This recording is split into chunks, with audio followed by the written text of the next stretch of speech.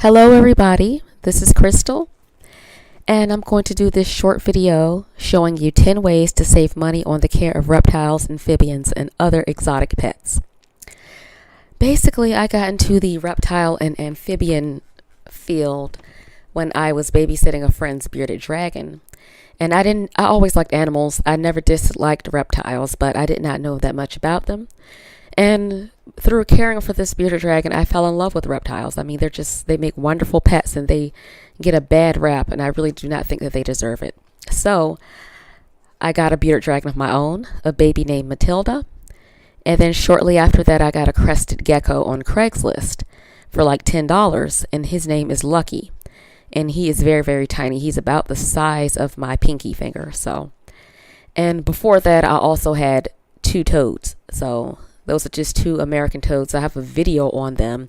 I'll put the link in the description box below so that you can see the video on the toads and how to best take care of American toads. But you know me, I'm very cheap, so this video is on 10 ways to save money on the care of reptiles and amphibians. First and foremost, number one, use a Dollar Tree plastic placemat as a cage liner. And that's what I did for my baby bearded dragon, Matilda. I have a 10-gallon tank for Matilda, and I have like a plastic placemat lining the bottom of it that I got from the Dollar Tree. And I just had to cut the placemat so that it will fit. And then it fits just fine. It's just like a little strip at the end that it doesn't cover, but that's okay. Basically, if she makes a mess, I just have to spray my homemade cleanser on it, wipe it up, and it's as good as new. And you don't have to worry about using sand or things like that. In addition to being more expensive, it is not recommended to house bearded dragons, especially babies, on sand. So it's perfectly healthy for Matilda. It's dirt cheap and it's safe. And if you get a bigger tank, or as your reptile grows, you can just buy more than one of these and somehow put them together. Maybe use like some duct tape on the underside of it and cut so that it will fit. But either way, you can get a plastic placemat that will fit the bottom of the tank. It'll be super easy to clean. Number two is consider making your own reptile safe cleanser. I know that pet stores have these reptile safe cleanser, but they can be expensive sometimes. So this is basically what I do.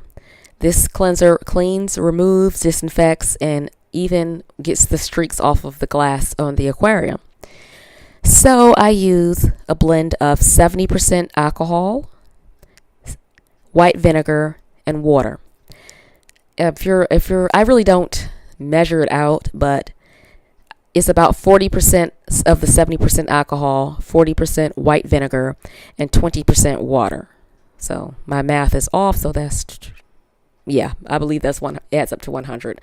Just basically put the same ratio of alcohol and vinegar and then just a little bit of water. That's basically what I do. 40% of the 70% alcohol, 40% of the white vinegar, and 20% of just plain water. Put it in a spray bottle and you can just use it to spray. Just spray, wipe clean with a cloth, and you're done. It's very easy. It doesn't leave streaks on glass or anything like that. And I really like the cleanser. Number three, start breeding your own feeders. Baby bearded dragons go through a lot of insects. And even so, other animals such as crested geckos, they do eat insects occasionally.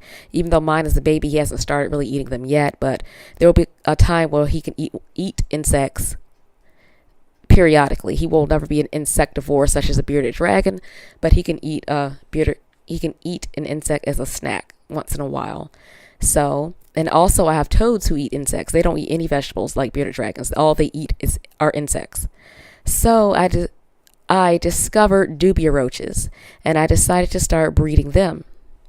And it's not difficult to start breeding dubia roaches. You can look up any YouTube tutorial on how to breed dubia roaches. But I purchased a kit from West Coast Roaches, and the kit was like $50. And to keep my dubia roaches, I got like a $5 cheap plastic container to keep all the roaches in. And I've been breeding my roaches in that. And I'll wait a few more months before I can solely start feeding my animals off of the dubias. I just want the dubia colony to get better established before I just start feeding away at them. I just want them to start growing and reproducing more before I start feeding them off to my animals. But it's very easy to keep dubias. They're very clean. They don't smell, unlike crickets. So if you have a reptile or an amphibian as a pet, one that eats any insects at all, I highly recommend that you start breeding your own insects because it can be very expensive if you don't. Feeders are not cheap. Number 4, use water or juice bottle caps as food bowls for tiny reptiles like baby geckos. I have a baby gecko. His name is Lucky. And I just have like a little Sunny D container that I put his food in. So it's cheap. You were going to throw it away anyway, so just wash it out and reuse it. Number 5, think outside the pet store box. For the greens and the plants in Lucky's tank, I just got them from Dollar General for $1. And in my toad's tank, they have like an ashtray that they use as a pool, and it's just a glass ashtray that I got from Family Dollar. On the clearance side of Family Dollar, it was like 75 cents. So if I had just went to PetSmart or Petco and got like a little pool thing for toads, that would have cost a lot of money.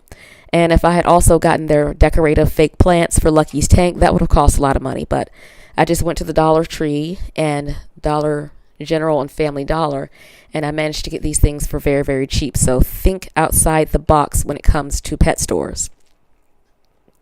Number 6, plain old bleach is dirt cheap and it works really well for deep cleaning. I know, once again, like I said earlier, I know that they have these reptile safe cleansers. However, I have been using bleach for just fine and it works fine. I usually use my homemade cleanser for just regular cleanups, but if something happens, like if I'm moving one animal to another animal's tank, or I'm sterilizing something that's been pre-owned, or I feel that someone is sick or something like that, I use bleach. Bleach is just the greatest of all time. I love bleach.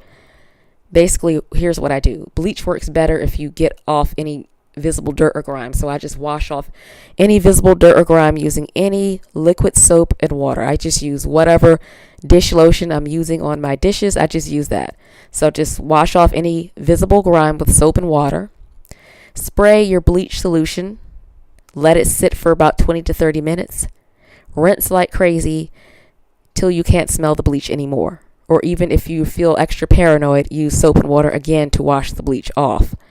You make the bleach solution by having 1 part bleach to 9 parts water. And just put it in a spray bottle. I get my spray bottles from the Dollar Tree and just use that as your bleach solution. But keep in mind, once you make the bleach solution, it has to be used within 24 hours because after that it starts to lose its potency. So once you make it, you have to use it within 24 hours or else it's not going to be at its 100% with 100% powers. You want it to be as strong as possible. And also, I think it goes without saying that you don't leave any bleach residue. You rinse like crazy, or even if you feel the need, you wash it off with soap and water, but do not leave any bleach residue. Number 7, invest in your animals. I know this sounds corny, but the thing is, let's say the care guide says to use dechlorinated water on your toes, and you feel too cheap to buy the water dechlorinator, and you just use regular tap water, and your toads get sick and have to go to the vet. You see what you just did there? You set yourself up. Invest in your animals. Care for them the proper way, and then you will have fewer vet visits in the future. And also, this isn't just about money. Your pet can lose his or her life if you're trying to cut corners with the wrong things. So it's very, very, very important to invest in the health of your pets and do your research. I cannot stress that enough. And once again, number 8 is do your research. You can waste a lot of money and time and cause a lot of pain and trouble to yourself and your pets if you do not do your research. The internet is everywhere. There is no excuse for you not to get up there on your laptop, on your phone, or even on those big, ugly beige computers at the library and do your research. I cannot stress this enough. That's why it's number 8. Do your research. Even by doing your research online, you can discover things like a veterinarian that has a cheaper rates than another veterinarian or something like that. So part of investing in your animals is doing your research. I cannot stress that enough. Number 9, consider using plastic enclosures instead of glass enclosures. Now, I know that plastic enclosures only go up to a certain size. I know that my toads right now are in a plastic container. They're in a plastic enclosure that I got from, I think it's called from Herp Haven, I think, and I got it on Amazon. Also, bearded, excuse me, goodness, what is wrong with me today? Also, Lucky, my crested gecko, he is in a plastic reptile container that I got from eBay. So, they're easier to clean, they're not as heavy, and they tend to be cheaper than the glass aquariums. The only problem is that they don't go up big enough, really, to house things like bearded dragons or larger animals and stuff like that. So if you have a larger animal and you're thinking about housing them in plastic instead of glass, you may have to get one of those big old tubs from Target, Walmart, or Home Depot, one of those big old clear plastic tubs, and modify it by using a soldering gun and poking holes like on the top and in the sides. I personally think this can look a little tacky if not done properly, which is why I prefer to buy the ready-made reptile enclosures that are plastic, the ready-made enclosures that basically are just like a glass tank, but they are made out of clear acrylic. That's what I prefer to get. I think those look a little bit nicer, but if they don't come in the size you need, you have a bigger reptile, you're just going to have to use one of those plastic tanks if you're trying to save money or you don't like how heavy the glass tanks are when it comes to moving them or cleaning them. So, my last tip for today is use a clamp lamp from the hardware store as opposed to one of those lamps that they sell in the pet stores. It seems like once they put the word reptile on something, the price just increases tenfold. I got my clamp lamp that houses the mercury vapor bulb above Matilda's cage from Home Depot, and it was I think it was less than $6. And they did have one at PetSmart and even online that was a little bit cheaper than PetSmart, but still it was around $15 at the cheapest. And Amazon it was like $15. At PetSmart it was like $20-something. And it was the exact same thing, basically like a lamp fixture that hangs over the reptile cage that's big enough to hold and specially rated to hold a 150 watt mercury vapor bulb. I'm like, that's ridiculous. So if you have a reptile who needs overhead lighting like a bearded dragon, I highly recommend that you just go to Lowe's or Home Depot or another hardware store and get a clamp lamp. I think they even have them at Walmart, but I didn't check Walmart for this. So that's it. Those are my 10 tips on keeping a reptile or an amphibian or another exotic pet safe, happy, and healthy. Thank you for listening. And in this little collage I have here, I'm just showing you different things that I have that I was talking to you today in the video. I have the spray bottle that houses the bleach cleanser. I have a picture of the clamp lamp. I have a picture of the plastic gecko cage. I have a picture of the glass water dish, which is the cigarette tray that I have for the toads, and I also have a picture of Matilda sitting on her plastic placemat. So all those things are just in the little collage in the thumbnail. So I hope you guys have a great day. If you have any questions, please do not hesitate to ask me. Thank you. Bye.